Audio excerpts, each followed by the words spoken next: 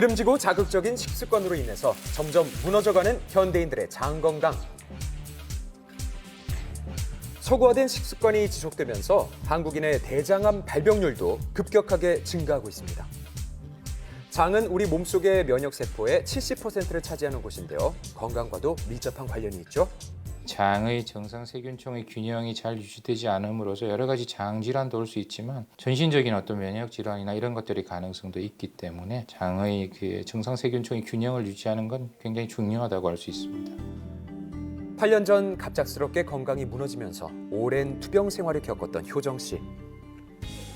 하지만 지금은 꾸준한 관리를 통해서 건강과 활력을 되찾을 수 있었다고요? 어디가 아파졌어요? 배가 아파요, 선생님. 저 배가 많이 아파요. 얼룩 티 났죠, 배가. 여기 아파요. 얼룩 티 나. 선생님, 소화도 안 돼요. 배야, 소화도 안 돼요. 최고예요, 선생님. 와, 최고. 이제 다 한다. 다음 남자. 진료 끝나신 거예요? 네, 다음 환자예요. 예전에 많이 아파가지고 엄마 배 아파, 엄마 너무 아파 이럴 때마다 의사 놀이를 자기가 치료해준다고, 세균 잡아준다고 그때부터 하기 시작했는데 아직까지 해요. 우리 따님 의사로 키우신 거예요? 네. 아주 잘해요. 엄마 이제 아파요, 안 아파요? 안 아파요. 누가 치료해 준 거예요? 괜찮으니까 이제 당근. 이뻐. 근데 몸이 어디가 좀 안 좋으셨던 거예요? 장이 안 좋아요. 대장이 안 좋았고요. 그 변명이 궤양성 대장염입니다. 그녀를 오랜 시간 동안 괴롭힌 건 바로 만성 염증성 질환이라고 불리는 궤양성 대장염. 대장의 점막층과 점막 하층에 염증과 궤양이 발생하면서 한번 발생하고 나면 계속 악화나 호전을 반복하고 완치가 되기 어려운 그런 굉장히 환자로서는 고통이 심한 질병이라고 할 수 있습니다. 심한 복통과 혈변, 잦은 설사를 유발하면서 일상생활을 방해하는 궤양성 대장염. 효정 씨 역시 예고 없이 찾아온 대장 질환으로 고통스러운 나날을 보냈습니다. 식이섬유, 생야채, 생과일 이런 걸 정말 안 좋아했었어요. 입에 근처에도 안 갔고 엄마가 나물해줘도 안 먹고 20대는 사회생활하면서 스트레스가 또 큰 원인이었고. 잘못된 식습관과 스트레스가 지속되면서 건강은 더욱 나빠져 갔는데요. 복통이 너무 심하니까 살고 싶지 않아, 죽고 싶어 라는 생각까지 했었어요. 변에 피가 섞여 놓을 때도 있고 면역도 약해지고 그러다가 감기와 몸살은 달고 살았고 내 몸을 너무 함부로 돌봤구나 라는 생각을 했었어요.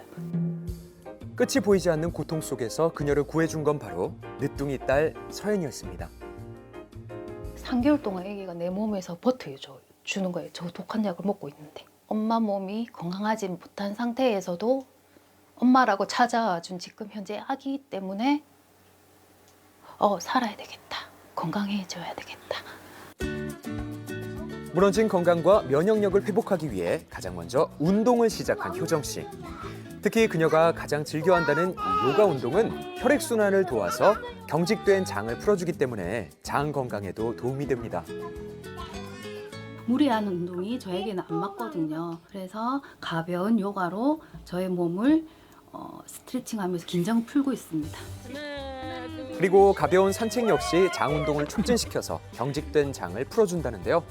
가족들과 함께 시간을 보내면서 건강까지 챙길 수 있으니까 그야말로 일석이조겠죠? 이렇게 움직여요? 이뿐만 아니라 야외 활동을 할 때도 건강을 위해서 늘 챙겨 다니는 게 있다고요. 요거는 레몬차고요. 얘는 생강차예요. 면역력이 약한 사람들은 가지고 다니면서 먹어야 돼요. 평소 커피나 음료 대신 따뜻한 차를 섭취하는 것도 그녀의 그린라이트 비결. 맛이 어때요? 쉬어요. 너무 싫어. 쉬어. 야 때문에 나도 좋아졌다니까네. 따님이 잘 챙겨주셔서. 챙기주가 먹고 마시고 하니까는 나도 좋아졌어. 무엇보다 중요한 건 스스로의 마음가짐이었습니다. 그녀는 책을 읽으면서 부정적인 마음을 다스릴 수가 있었다고 말하는데요. 남들 비교해서 나는 왜 이 모양이야? 나는 왜 이런 꼴로 살아? 라고 생각을 바꾼 게 귀한 손님이다. 동반자다. 그리고 정기적으로 내 몸을 체크해준다. 그렇게 마음을 바꿨었어요. 삶의 태도를 변화시키고 생활 습관을 관리한 덕분에 건강을 되찾을 수 있게 된 효정 씨. 지금도 재발 방지를 위해서 정기적으로 건강 검진을 받고 있습니다. 자, 그렇다면 그녀의 건강 상태는 현재 얼마나 달라졌을까요? 관리를 이 정도면 비교적 잘 하신 거고요. 이전 내시경 소견에 비해서 좀 더 안정이 되었고 염증 반응도 좀 더 줄어든 것으로 나왔습니다. 좋아요. 뿌듯하죠. 관리한 보람이 상당히 큽니다. 건강을 위해선 식단 관리도 빼놓을 수가 없겠죠? 이제는 식이섬유 위주로 식단을 챙기고 있다고요. 저는 간을 맞춰서 먹어야 되기 때문에 직접 구워서 간장에 찍어 먹는 게 더 소화도 잘 되고 속이 편안하더라고요. 직접 만든 채소 육수와 천연 조미료를 사용하는 것도 그녀의 또 다른 그린라이트 비결입니다. 직접 만든 조미료예요. 여기 버섯인데요. 버섯 5가지가 들어갔거든요. 표고, 느타리, 새송이, 팽이, 양송이. 말리면 비타민 D가 섭취를 할 수 있다고 해서 저희는 종종 이거 국이나 찌개에 다 넣고 먹어요. 여기에 그녀의 식탁에서 절대 빠질 수 없다는 생식까지. 생식 속의 식이섬유는 장의 염증을 줄이고 유익균을 증식시켜서 건강한 장내 환경을 유지시키는 데 도움을 줍니다. 또 생식을 섭취할 때 뿌리까지 모두 섭취하면 식물이 가지고 있는 영양소를 더 효율적으로 흡수할 수가 있다는데요. 따라서 장내 면역력을 회복하는 데에도 도움이 될 수가 있답니다. 저 같은 경우에는 고기를 많이 먹었을 때 가스도 많이 차고요. 더부룩하고 소화도 안 돼요. 그러면 그 다음 날까지 밥을 못 먹어요. 지금은 식이섬유 섭취를 통해서 소화 불량까지 줄어들었다는 그녀. 식이섬유의 하루 권장량은 약 25g인데요. 이건 생채소의 경우 케일 108장이나 브로콜리 15개를 섭취해야 하는 양이죠. 이때 채소를 건조시켜서 만든 분말을 활용하면 적은 양으로도 식이섬유 하루 권장량을 충족시킬 수가 있습니다. 동결건조 공법은 열을 가하지 않은 식품을 영하 30도씨 이하의 온도에서 얼린 다음 수분만 제거하는 방식인데요. 이는 식품 내 영양소의 손실을 최소화하기 때문에 식품이 가지고 있는 영양소의 대부분을 섭취할 수 있습니다. 실제로 동결 건조된 채소를 물에 불려두자 색과 모양이 대부분 원래 상태로 복구되는 걸 확인할 수가 있었습니다. 영양소의 손실이 적기 때문에 장내 면역력을 높이고 손상된 염증을 완화해주는 효과가 있다는데요. 자, 일반 쥐에게 염증 반응을 유발하는 약물을 투여해서 실험해본 결과 고지방 사료를 섭취한 쥐의 장은 염증이 악화된 반면 고지방 사료와 생식을 함께 섭취한 쥐는 염증이 호전된 모습을 확인할 수가 있었죠.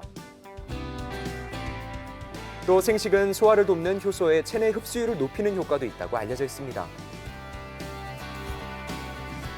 우리가 먹는 곡물, 과일, 채소에도 많은 효소가 존재하는데요. 효소는 55도 이상이 되면 파괴되기 때문에 열을 가한 식품보다 열을 가하지 않은 생식을 할 때 효소의 체내 흡수율이 더 높다고 알려져 있습니다. 그렇다면 직접 실험을 통해서 확인해 볼까요? 먼저 생고구마와 삶은 고구마를 두고 체내의 독소 역할을 하는 과산화수소를 뿌려봤습니다. 그 결과 효소가 살아있는 생고구마에만 기포가 발생하면서 분해되는 모습을 확인할 수가 있었는데요. 이렇게 소화 효소가 활발하게 작용한 덕분에 장내 독소와 노폐물을 제거하는 데도 도움이 된답니다. 작년부터 본인의 이야기를 SNS에 기록하기 시작한 효정 씨. 아픈 사람이 열심히 활동하고 있다고 보여주기 시작했고요. 건강이 무너진 후 다시 회복하기까지 자신이 경험했던 모든 과정을 다른 사람들과 함께 나누며 희망과 용기가 돼주고 있는데요. 나의 말 한마디에 희망을 안고 살아가는 게 저한테는 정말 뜻깊은 일이거든요. 힘들 때 곁을 지켜둔 가족들과 특별한 경험에 나선 그녀. 아팠던 시간이 있었기에 지금 이 순간이 더 소중하게 느껴진다고요. 애기 앞에서 엄마 아픈 사람이다 라고 인식이 아닌 건강하게 살아가고 있다는 모습을 보여주기 위해서 긍정적인 마음과 긍정적인 에너지를 마음껏 뿜어준 엄마로 삶을 살아가도록 할게요.